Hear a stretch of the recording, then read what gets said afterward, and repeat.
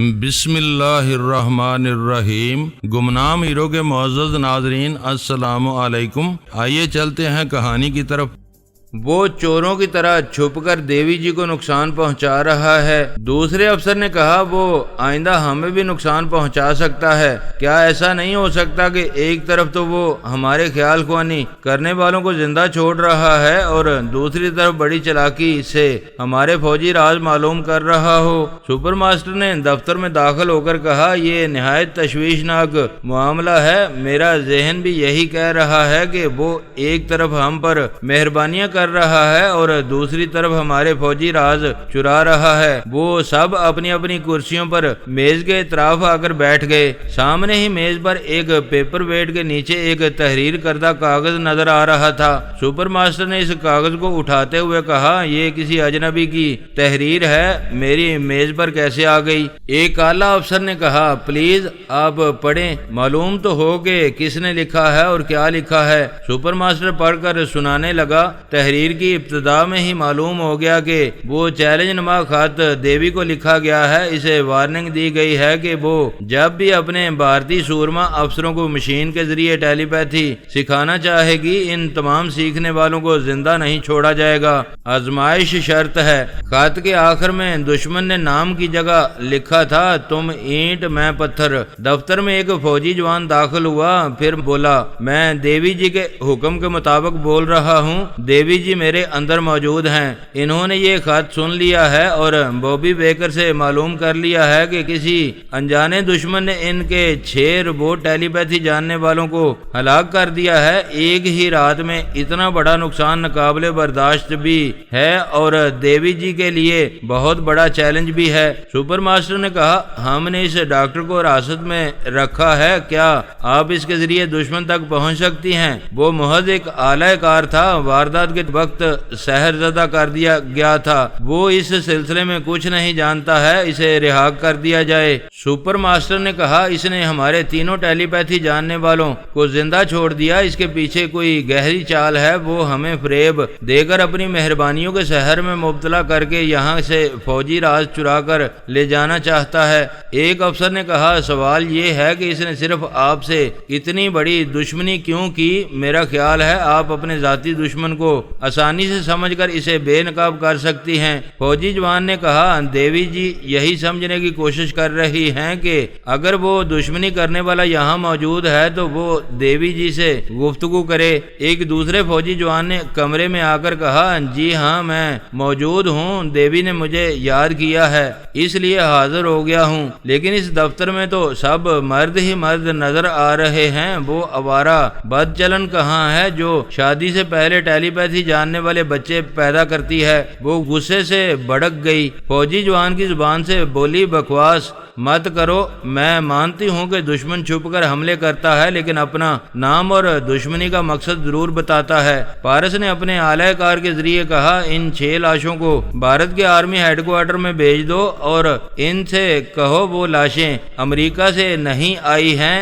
درگاہ چرار شریف میں جو حملے کیے گئے تھے، انہی حملوں میں وہ 6 مردود مارے گئے ہیں۔ اگر یہ زندہ رہ جاتے تو مظلوم کشمیریوں پر ٹیلی پیتھی کے ہتھیار استعمال کرتے، لہذا جب تک کشمیر سے بھارتی فوجیں اور بھارتی انتظامیہ کے عہدیداران واپس نہیں جائیں گے، تب تک تمہارا کوئی بھارتی چوہا ٹرانسفارمر مشین سے نہیں گزرے گا۔ دیوی نے کہا، اچھا تو تمہارا تعلق فرہاد کی فیملی یا MIM کی تنظیم سے ہے؟ ہمارے MIM کے سربراہ کو تو تم نے بڑا زبردست فریب دیا ہے۔ وہ جاپان سے واپس آ کر تمہیں پرنسس آئی لینڈ میں تلاش کر رہا تھا۔ آخر اس نے مجھے حکم دیا کہ میں یہاں آ کر انتقامی کارروائی کروں۔ تمہارا سربراہ غلط سمجھ رہا ہے، میں نے اسے دھوکہ نہیں دیا ہے۔ وہ جاپان چلا گیا تھا، اس کی غیر موجودگی میں جزیرے کا محل چھوڑ کر یہاں اپنے ضروری کام سے آ گئی، مگر تمہارے سربراہ کی کی غلط فہمی سے میرے 6 اہم ٹیلی پیتھی جاننے والے ختم ہو گئے۔ ٹیلی پیتھی جاننے والا ایک بھی ہتھیار کشمیر نہیں جائے گا، لہٰذا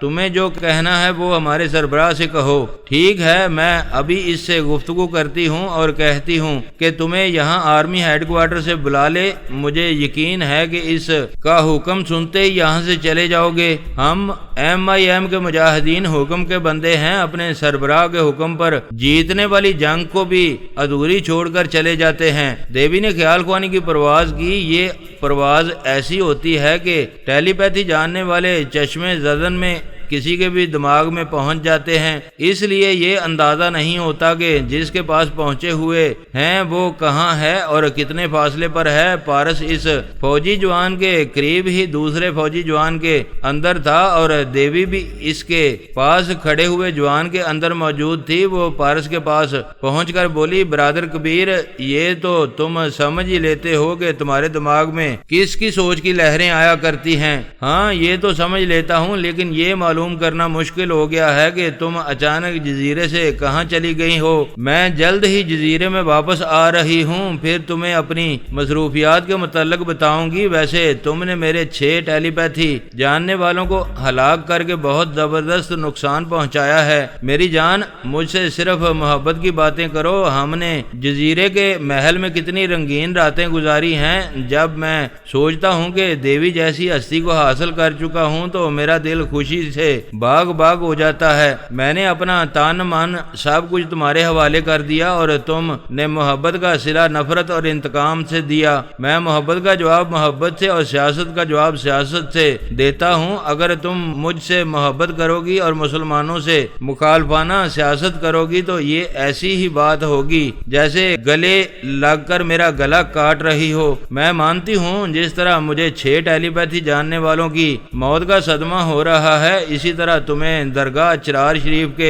سانحے کا شدید صدمہ پہنچ رہا ہے، لیکن یقین کرو میں نے کشمیریوں کو نقصان نہیں پہنچایا ہے۔ تم بھی یقین کرو کہ میں نے تمہارے 6 روبوٹ ٹیلی پیتھی جاننے والوں کو نہیں مارا ہے۔ تم تو جانتی ہو مجھے ٹیلی پیتھی نہیں آتی۔ ایک خیال خوانی کرنے والے مجاہد نے انتقام لیا ہے، لیکن مجاہدین تمہارے احکامات کی تعمیل کرتے ہیں۔ تم اس خیال خوانی کرنے والے مجاہد سے کہو کہ یہاں سے چلا جائے۔ بھارتی حکمران اور بھارتی فوجی بھی تمہارے احکامات کی تعمیل کرتے ہیں۔ تم ان سے کہو کہ کشمیر سے اپنی فوجیں واپس بلا لیں۔ کشمیر بھارت کا اٹوٹ انگ ہے، وہ بھارت کا اہم شمالی علاقہ ہے، وہاں بھارتی فوج کو رہنا چاہیے۔ واشنگٹن کا آرمی ہیڈ کوارٹر تمہاری بھارت کی جاگیر نہیں ہے اور نہ ہی تمہاری ملکیت ہے، اس لیے میرے مجاہدین کو بھی وہاں رہنا چاہیے۔ تم خواہ مخواہ بحث کر رہے ہو، یہی میری بھی رائے ہے کہ خواہ مخواہ بحث کرو گی تو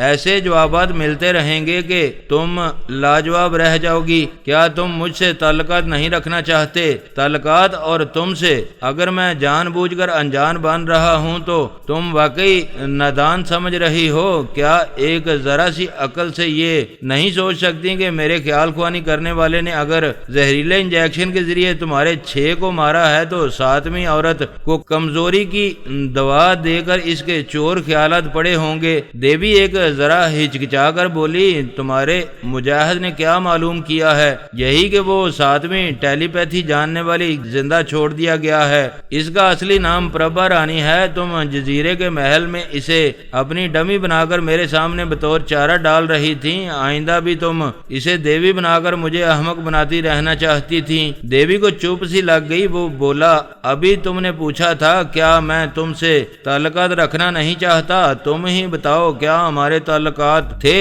میں محل میں تم سے ملتا رہا یا تم مجھے پربھا رانی سے بہلاتی رہیں؟ جب بات کھل ہی گئی ہے تو تمہیں سمجھنا چاہیے کہ ہم میں سے کوئی ایک دوسرے کے لیے خلوص نہیں رکھتا ہے۔ جسے موقع ملتا ہے وہ اپنی چال چلتا ہے۔ میری چال ناکام رہی۔ تم نے ایک خیال خوانی کرنے والے مجاہد کے ذریعے انتقام لے لیا۔ اگر تم نے حساب برابر کر لیا ہے تو آپس کی رنجشوں کو یہیں ختم کر دو۔ کوئی ایسی راہ اختیار کرو کہ جس پر ہم ساتھ ساتھ چلیں اور آئندہ ایک دوسرے دوسرے کو شکایت کا موقع نہ دیں۔ ہم دوست بنانے والے لوگ ہیں، دشمنی کی راہوں سے کتراتے ہیں۔ تم کہتی ہو تو سوچنا سمجھنا ہوگا کہ ہم کس طرح ایک دوسرے سے پہنچنے والے نقصانات سے محفوظ رہ سکتے ہیں۔ تم بھی سوچو سمجھو، ہم 2 گھنٹے بعد یہاں پھر ملیں گے۔ اچھی بات ہے، میں بھی اس معاملے پر غور کروں گی۔ فی الحال تم اپنے اس خیال خوانی کرنے والے مجاہد کو واپس بلا لو۔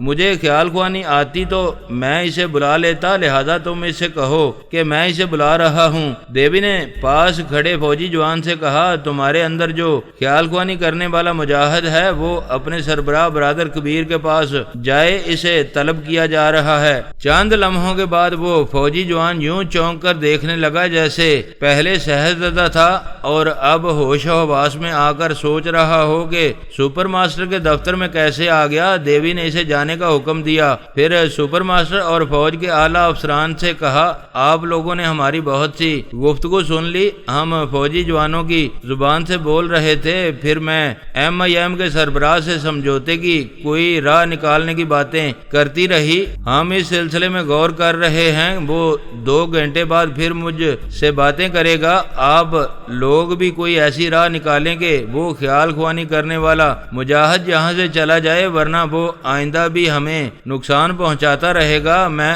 اب 2 گھنٹے سے کچھ پہلے آؤں گی۔ پارس اس سے گفتگو کرنے کے بعد پربھا رانی کے اندر گیا تھا۔ وہ اسے محسوس نہیں کر سکتی تھی کیونکہ ایک مضر دوا کے استعمال کے بعد اس کی توانائی بحال نہیں ہوئی تھی۔ پارس نے اس پر ایک مختصر سا تنویمی عمل بھی کیا تھا اور 2 اہم باتیں اس کے ذہن پر نقش کی تھیں۔ ایک تو یہ کہ وہ دماغی توانائی حاصل کرنے کے بعد بھی اس کی سوچ کی لہروں کو محسوس نہ کرے، تاکہ دیوی آئندہ اسے ڈمی بنا کر دھوکہ دینا چاہے تو وہ اس کے چور خیالات سے حقیقت معلوم کر لے۔ پھر دوسری اہم بات یہ نقش کر دی کہ وہ ماں بننے والی ہے۔ یہ پارس نے ایک نیا شوشہ چھوڑا تھا۔ دیوی سپر ماسٹر سے رخصت ہو کر پربھا رانی کے پاس آئی، پھر بولی، میں تمہارے پاس آئی ہوں لیکن تم مجھے محسوس نہیں کر رہی ہو۔ وہ بولی، دیوی جی آپ کو تو کوئی اپنے اندر محسوس نہیں کر سکتا ہے، جب میں چاہتی ہوں تو کوئی بھی محسوس کر سکتا ہے۔ ابھی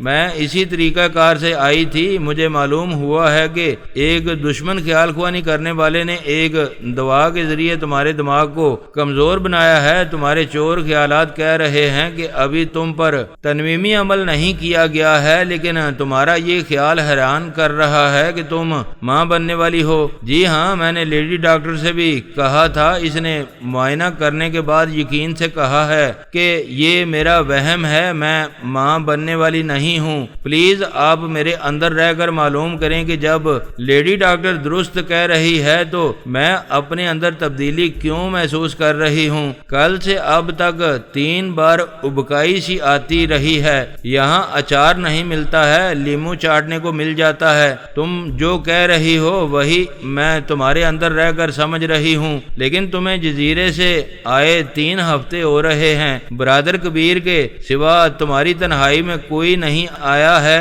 پھر اتنی جلدی تمہارے پاؤں کیسے بھاری ہو رہے ہیں؟ پربھا رانی نے کہا، میرے بھی کیا نصیب ہیں۔ ایک شریف عورت کی زندگی میں ایک ہی مرد آتا ہے جسے وہ دیکھ دیکھ کر پیار کرتی ہے، لیکن میں نے اب تک اس کی صورت نہیں دیکھی، بس ایک سایہ دیکھتی رہی۔ کیا میں کبھی اپنے ہونے والے بچے کے باپ کی صورت نہیں دیکھ سکوں گی؟ شاید دیکھ سکو گی۔ گولی کا اثر ختم ہوگا تو وہ گوشت پوست کے جسم میں ظاہر ہوگا اور اسے اپنے بچے سے محبت ہوگی تو وہ تمہارے روبرو آئے گا۔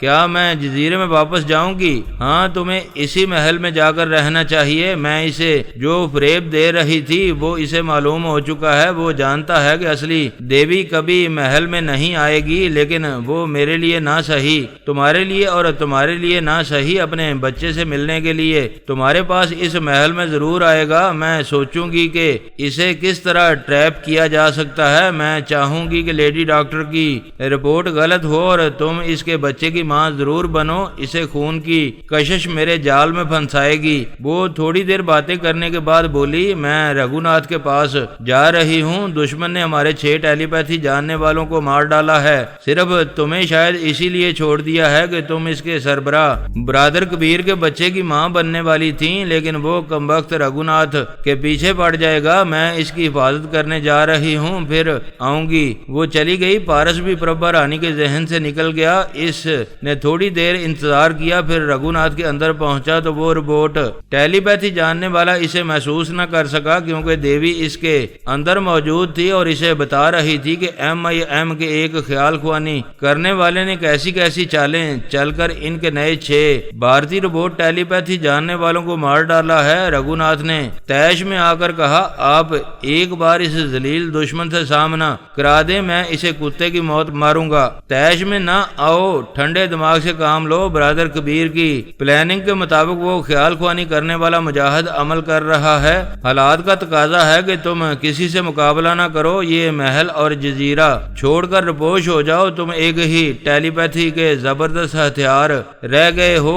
تمہارے جانے کے بعد ہماری ٹیلی پیتھی جاننے والی پربھا رانی اس محل میں آ کر رہے گی۔ میں میدان چھوڑنے اور رپوش رہنے کو بزدلی سمجھتا ہوں، لیکن آپ کے حکم کی تعمیل کروں گا۔ کیا آپ نئے بھارتی ٹیلی پیتھی جاننے والوں کا اضافہ کریں گی؟ تقریباً 1 گھنٹے بعد برادر کبیر سے ہمارے مذاکرات ہوں گے۔ اگر وہ آئندہ ہمارے معاملات میں مداخلت نہیں کرے گا تو سب سے پہلے اپنے دیش میں ٹیلی پیتھی جاننے والوں کی تعداد میں اضافہ کروں گی۔ پارس کئی دنوں تک پربھا رانی کے ساتھ محل میں رہ چکا تھا اور وہاں کے کتنے ہی مسلح گارڈز وغیرہ سے واقف تھا۔ اس نے ایک گارڈ کے دماغ پر قبضہ جمایا، پھر اسے رگھو ناتھ کے سامنے لے آیا۔ رگھو ناتھ نے پوچھا، کیا بات ہے؟ گارڈ نے اپنی گن سیدھی کی، پھر کہا، مجھے شبہ ہے کہ میرا نشانہ درست نہیں ہے، میں ذرا آزمانا چاہتا ہوں۔ پھر اس سے پہلے کہ دیوی رگھو ناتھ کا بچاؤ کرتی، گارڈ نے گولی چلا دی۔ وہ گولی رگھو ناتھ کے ایک شانے کی ہڈی کو توڑتی ہوئی گزر گئی۔ وہ چیخ مار کر صوفے پر جھکتا ہوا فرش پر گر پڑا۔ دیوی نے غصے سے گارڈ کے دماغ میں زلزلہ پیدا کیا، وہ بیچارہ بھی فرش پر گر کر چیخیں مارتے ہوئے تڑپنے لگا۔ دیوی نے دوسرے محافظوں سے کہا، وہ فرسٹ ایڈ باکس لا کر رگھو ناتھ کی مرہم پٹی کریں۔ ایک محافظ ابتدائی طبی امداد کا سامان لانے لگا۔ اس کے قریب پہنچنے سے پہلے ہی ایک اور گارڈ نے رگھو ناتھ کے ایک گھٹنے پر گولی ماری۔ وہ تکلیف سے چیختے ہوئے پھر تڑپنے لگا۔ دیوی نے اس کی زبان سے چیخ کر کہا، یہ کیا بزدلی ہے؟ ہمت ہے تو سامنے آ کر دشمنی کرو۔ ایک گارڈ نے آگے بڑھ کر پوچھا، کیا تم کبھی سامنے آ کر دشمنی کرتی ہو؟ تم تو ہر ایک کے دماغ میں چلی جاتی ہو، میرے بھی دماغ میں آؤ مگر نہیں، تم زیادہ سے زیادہ میرے اس اعلی کار گارڈ کے دماغ میں زلزلہ پیدا کرو گی۔ تم آواز اور لہجہ بدل کر بولتے ہو، میں پہلے بھی کوشش کر چکی ہوں۔ ایسی آواز اور لہجے کا کوئی شخص اس دنیا میں نہیں ہے، اگر کوئی ہوتا بھی تو میں اس کے دماغ میں پہنچتی، تم پھر بھی محفوظ رہتے۔ میں پوچھتی ہوں، تم آخر کب تک دشمنی کرو گے؟ میں کہہ چکا ہوں کہ جب تک کشمیر جلتا رہے گا تم ایک بھی ٹیلی پیتھی جاننے والا پیدا نہیں کر سکو گی۔ تمہارے اس رگھو ناتھ پر تھوڑی سی مہربانی کی ہے، اسے اپاہج بنا کر زندہ رکھا ہے، ابھی یہ کئی ہفتوں تک خیال خوانی نہیں کر سکے گا۔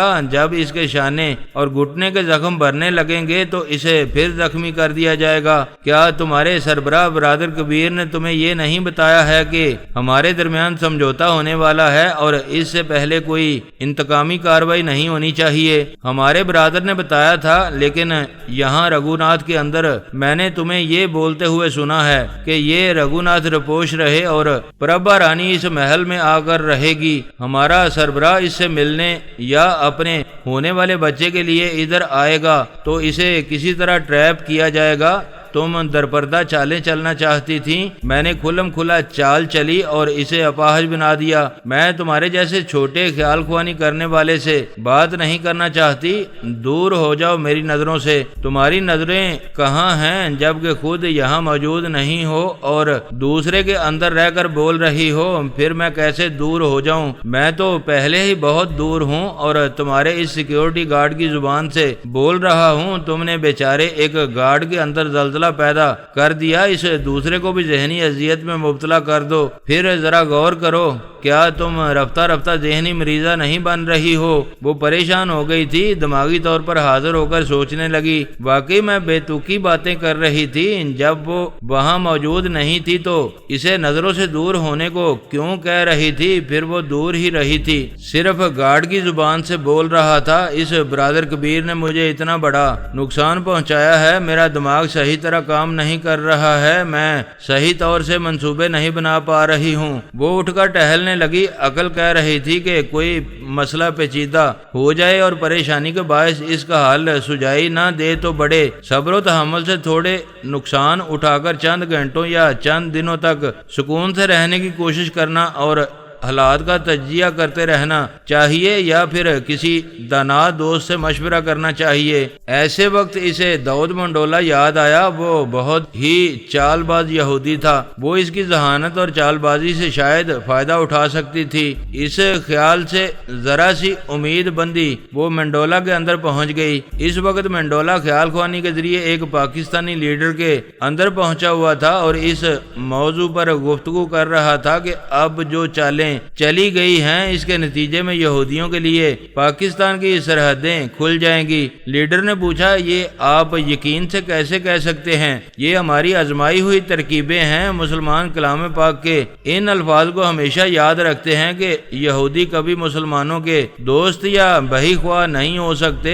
یہی وجہ ہے کہ مسلم عوام کی اکثریت نے برسہ برس گزر جانے کے باوجود اسرائیل کو تسلیم نہیں کیا اور نہ ہی اب تک یہودیوں پر بھروسہ کرتے ہیں۔ پھر آپ کیسے کہتے ہیں کہ پاکستانی اسرائیل کو قبول کریں گے اور ان کی مصنوعات کو پاکستان کی منڈی میں پھیلنے دیں گے؟ منڈولا نے کہا، ناممکن کو ممکن بنانے کا یہ آزمودہ فارمولہ ہے کہ پہلے مسلمان کو خوب عیاش بناؤ، جیسا کہ بعض اسلامی ممالک کے اکابرین اور دولت مند تاجر یہودی عورتوں سے خفیہ شادی کرتے ہیں یا انہیں گرل فرینڈ بنا کر اپنے ملک کے اہم راز اور کمزوریاں ہم تک پہنچاتے ہیں۔ دوسرا آزمودہ فارمولہ یہ ہے کہ پہلے ایک مسلمان کو بہت عروج دو، اسے بین الاقوامی سطح کا ہیرو بننے کے مواقع فراہم کرو، جیسا کہ PLO کے یاسر عرفات کو شہرت کی بلندی پر پہنچایا گیا۔ امریکہ اور اسرائیل کبھی کسی مسلمان کو شہرت کی اتنی بلندیوں پر نہیں پہنچنے دیتے جب تک کہ وہ درپردہ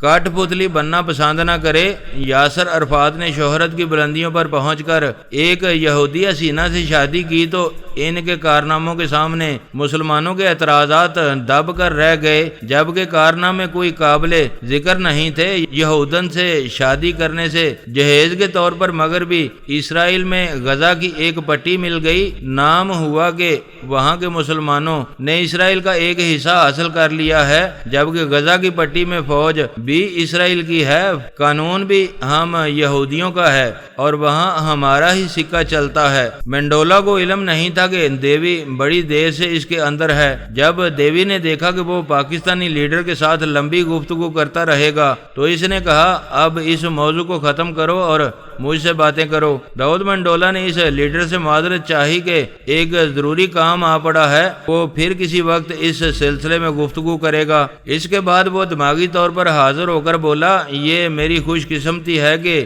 آپ میرے پاس آئی ہیں۔ خادم حاضر ہے، فرمائیے میرے لائق کوئی خدمت؟ ایک خدمت تمہارے لائق ہے، اسی لیے آئی ہوں۔ یہ MIM کا سربراہ برادر کبیر درد سر بن گیا ہے، سمجھ میں نہیں آتا اس سے کیسے پیچھا چھڑاؤں۔ میں نے انقرہ کے اجلاس میں ہی سمجھ لیا تھا کہ برادر کبیر بہت چلاک اور مکار ہے، وہ صرف ٹیلی پیتھی سے مات نہیں کھائے گا، اسے گھیرنے اور کچل ڈالنے کے لیے بڑی ذہانت سے ایسی پلاننگ کرنی ہوگی جس پر ہم عمل کریں تو ہمیں ناکامی نہ ہو اور وہ بالکل بے بس ہو کر گھٹنے ٹیک دے۔ کیا تم نے کوئی پلاننگ کی ہے؟ آپ نے کبھی حکم نہیں دیا، ابھی بتائیں کیا چاہتی ہیں؟ وہ دشمن کہاں ہے اور کیا کرتا پھر رہا ہے؟ فی الوقت اس کا سب سے بڑا حربہ یہ ہے کہ وہ سایہ بن جاتا ہے، گرفت میں نہیں آتا، رات کی تاریکی میں یا کسی کے جسم میں سما کر چھپ جاتا ہے۔ ہمارے تمہارے اندر اپنے اپنے سائے ہیں اور ہمیں اپنے سائے کی موجودگی کا علم نہیں ہوتا۔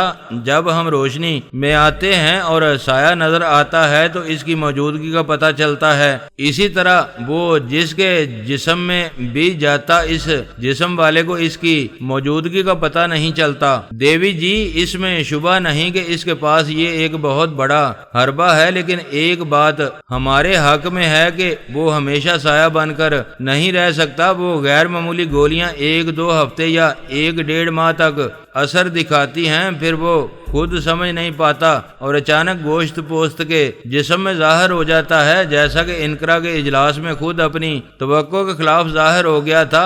ہم ایسے کسی موقع کی طاق میں رہیں تو وہ ظاہر ہوتے ہی گرفت میں آ سکتا ہے۔ تمہاری باتیں سن کر یاد آ رہا ہے کہ وہ تقریباً 1 ماہ پہلے سایہ بن کر میری ایک ڈمی کے پاس آیا تھا۔ اس دوران میں نے جب بھی اس سے دماغی رابطہ کیا تو اس کے اطراف تاریکی دیکھی، جس سے ظاہر ہوتا ہے کہ وہ ابھی تک سایہ بنا ہوا ہے۔ 1 ماہ گزر چکا ہے، مجھے امید ہے کہ 10-12 دن کے اندر گولی کا اثر زائل ہو جائے گا اور وہ اچانک ظاہر ہو جائے گا۔ تو پھر ہمیں سب سے پہلے یہ معلوم کرنا چاہیے کہ وہ کس ملک اور کس شہر میں ہے۔ ہمیں کسی طرح اس کی رہائش گاہ کا پتہ چلانا چاہیے۔ یہ میں کسی طرح معلوم کر لوں گی، لیکن آج اس نے مجھے بڑے نقصانات پہنچائے ہیں۔ اگر وہ میرے سامنے ہوتا تو میں اس کا خون پی جاتی۔ آپ ذرا وضاحت سے بتائیں اس نے آپ کے ساتھ کیا زیادتی کی ہے؟ میں نے ٹرانسفارمر مشین کے ذریعے اپنے دیش کے لیے 6 روبوٹ قسم کے ٹیلی پیتھی جاننے والے تیار کیے تھے۔ برادر کبیر کے ایک خیال خوانی کرنے والے مجاہد نے میرے ان تمام ٹیلی پیتھی جاننے والوں کو زہریلے انجیکشن کے ذریعے مار ڈالا۔ اوہ گاڈ، یہ تو واقعی اس نے بہت زبردست نقصان پہنچایا ہے۔ پہلے 4 ٹیلی پیتھی جاننے والے اجے، وجے کمار، راجیش اور رگھو ناتھ تھے۔ ان میں سے جو 3 پہلے مارے گئے ان کا علم تمہیں ہے۔ آج اس نے 2 گولیاں چلا کر رگھو ناتھ کو اپاہج بنا دیا ہے، یعنی کل رات ہمارے دیش کے 6 مارے گئے اور آج 1 کو اپاہج بنا دیا گیا ہے۔ دیوی جی، یہ MIM والے امریکہ اور اسرائیل کے خلاف تھے، پھر ان کا سربراہ صرف آپ کو کیوں نقصان پہنچا رہا ہے؟ وہ کہتا ہے جب تک کشمیر سے بھارتی فوج واپس نہیں جائے گی وہ بھارت دیش کے لیے ایک بھی ٹیلی پیتھی کا ہتھیار تیار کرنے نہیں دے گا۔ اسے کیسے معلوم ہو جاتا ہے کہ آپ اپنے ٹیلی پیتھی جاننے والے پیدا کر رہی ہیں؟ اس کا ایک خیال خوانی کرنے والا واشنگٹن کے آرمی ہیڈ کوارٹر تک پہنچا ہوا ہے۔ کیا آپ کسی طرح نہایت رازداری سے اپنے آدمیوں کو ٹرانسفارمر مشین تک پہنچا سکتی ہیں؟ رازداری ممکن نہیں ہے۔ سپر ماسٹر اور تینوں افواج کے اعلیٰ سربراہان کو رازدار بنا کر اس مشین تک لے جانے کے بعد اپنے آدمیوں کو ٹیلی پیتھی سکھا سکوں گی۔ سپر ماسٹر اور فوجی افسران یوگا کے ماہر ہیں، وہ دشمن خیال خوانی کرنے والا ان کے اندر نہیں پہنچ سکتا۔ پھر اسے کیسے معلوم ہوا کہ آپ کیا کرنے والی ہیں؟ یہ ایک بات سمجھ میں نہیں آتی کہ ہم سب کی یوگا کی مہارت کے باوجود وہ ہماری باتیں کس طرح سن لیتا ہے۔ بڑی حیرانی کی بات ہے کہ اس نے پچھلی رات سپر ماسٹر کے ایک بیڈ روم سے دوسرے بیڈ روم میں ٹیلی فون کے ذریعے بات کی، اور سب سے حیرانی کی بات یہ ہے کہ وہ پچھلی رات سپر ماسٹر کے بند دفتر کے اندر آ گیا۔ وہاں اس نے میرے خلاف ایک خط لکھا تھا۔ داؤد منڈولا نے کہا، پھر تو بات صاف ہو گئی، آپ بالکل مطلب کی بات نہیں سمجھ رہی ہیں۔ برادر کبیر کا سایہ اس آرمی ہیڈ کوارٹر میں پہنچا ہوا ہے۔ دن کو کسی جسم کے اندر چھپا رہتا ہے، رات کو تاریکی میں کسی کو نظر نہیں آتا ہے۔ دیوی سوچ میں پڑ گئی، پھر بولی، یہ ممکن نہیں ہے۔ وہ جاپان گیا تھا، وہاں جو نئے مذہب اور روحانیت کا فراڈ چل رہا تھا، اس مذہب کے گرو کو وہ بے نقاب کر رہا تھا۔ شاید وہ کل یا پرسوں واپس آیا ہے۔ اس نے جزیرے میں مجھے تلاش کیا۔ جب میں نے اس سے دماغی رابطہ کیا تو وہ شکایت کر رہا تھا کہ میں اسے دھوکہ دے کر جزیرے سے چلی گئی ہوں۔ دراصل اس کے خیال خوانی کرنے والے نے اسے بتایا ہوگا کہ میں یہاں واشنگٹن میں اپنے بھارتی ٹیلی پیتھی جاننے والوں کے سلسلے میں مصروف ہوں۔ پھر اس کے حکم کے مطابق اس خیال خوانی کرنے والے نے ہمارے تمام ٹیلی پیتھی جاننے والوں کو مار ڈالا ہے۔ آپ درست کہہ رہی ہیں، لیکن وہ کل یا پرسوں جاپان سے واپس آتے ہی امریکہ چلا گیا ہوگا۔ آپ ذرا غور کریں، سپر ماسٹر کے دفتر میں صرف ایک سایہ ہی اندر جا کر آپ کے خلاف وہ خط لکھ سکتا ہے۔ تمہاری اس بات میں وزن ہے، لیکن اس کے خیال خوانی کرنے والے نے پہرے دار کو اعلی کار بنا کر سپر ماسٹر کے دفتر کو کھول کر خط لکھنے کے بعد پھر دفتر کو پہلے کی طرح بند کر دیا ہوگا۔ آپ میری باتوں میں وزن محسوس کر رہی ہیں تو عارضی طور پر فرض کر لیجئے کہ برادر کبیر کا سایہ وہاں آرمی ہیڈ کوارٹر میں پہنچ گیا ہے۔ ایسا فرض کرنے سے کوئی نقصان نہیں، فائدہ ہوگا۔ وہ کسی وقت بھی گوشت پوست کے جسم میں نمودار ہوگا تو اسے فوراً گرفتار کیا جا سکے گا اور اسے دوسری گولی کھانے اور سایہ بننے کا موقع نہیں دیا جائے گا۔ تم نے معقول مشورہ دیا ہے۔ میں ابھی سپر ماسٹر سے کہتی ہوں کہ وہ آرمی ہیڈ کوارٹر کے ایک ایک افسر اور ایک ایک سپاہی کو مستعد رکھے اور اسے گوشت پوست کے جسم میں دیکھتے ہی دوسری بار گولی کھانے کا موقع نہ دیں۔ آپ سپر ماسٹر کو ابھی یہ ہدایت دے کر آئیں، میں کچھ اور ترکیب سوچتا ہوں۔ وہ چلی گئی۔ داؤد منڈولا اس مسئلے پر غور کرنے لگا۔ وہ ایک یہودی کی حیثیت سے یہ سوچ کر خوش ہو سکتا تھا کہ چلو اچھا ہے، صرف بھارتی ٹیلی پیتھی جاننے والے مارے جا رہے ہیں، وہ اور اس کے دوسرے یہودی خیال خوانی کرنے والے محفوظ ہیں۔ دیوی کو نقصان پہنچ رہا ہے تو پہنچتا رہے، لیکن ایک معمول اور تابع دار اپنے عمل کے خلاف کبھی نہیں سوچتا۔ اگر وہ معمول نہ ہوتا تب بھی خوف طاری رہتا کہ وہ آتما شکتی کے ذریعے خاموشی سے دماغ میں آ کر چور خیالات پڑھ لیتی ہے۔ لہذا دیوی کے سامنے یہودی مکاری نہیں چل سکتی تھی۔ وہ بڑی تابع داری سے دیوی اور بھارت دیش کی بھلائی کے لیے ترکیبیں سوچ رہا تھا۔ دیوی نے دوبارہ آ کر کہا، تم واقعی چالاک ہو مگر میرے سچے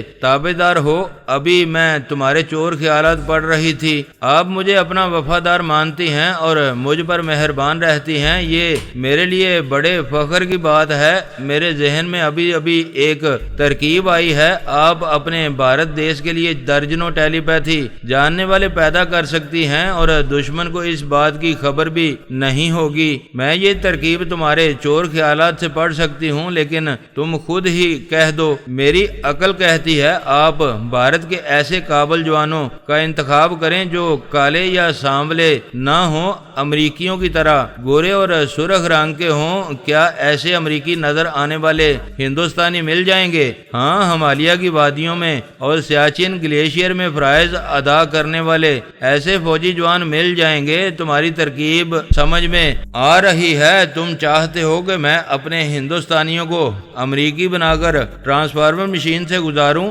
تو برادر کبیر اور اس کے خیال خوانی کرنے والے دھوکہ کھا جائیں گے کہ میں اپنے بھارت کے لیے ٹیلی پیتھی کا کوئی ہتھیار تیار نہیں کر رہی ہوں۔ جی ہاں، برادر کبیر کو تو صرف آپ سے اور بھارتی حکومت سے دشمنی ہے، اس لیے اس نے امریکہ کے 3 نئے ٹیلی پیتھی سیکھنے والوں کو زندہ چھوڑ دیا ہے۔ وہ بولی اور آئندہ بھی وہ ٹیلی پیتھی سیکھنے والے امریکیوں پر اعتراض نہیں کرے گا۔ اس طرح میرے بھارتی جوان روبوٹ ٹیلی پیتھی جاننے والے بن جائیں گے۔ شاباش منڈولا، تم نے بڑی ذہانت بلکہ مکاری سے ایسی ترکیب سوچی ہے، میں تم سے بہت خوش ہوں۔ دوستو، ویڈیو کو لائک ضرور کر دیا کریں۔ ISI پاک آرمی زندہ باد، پاکستان پائندہ باد۔ معزز ناظرین، اپنا خیال رکھیے گا اور اپنے اس چینل کا بھی شکریہ۔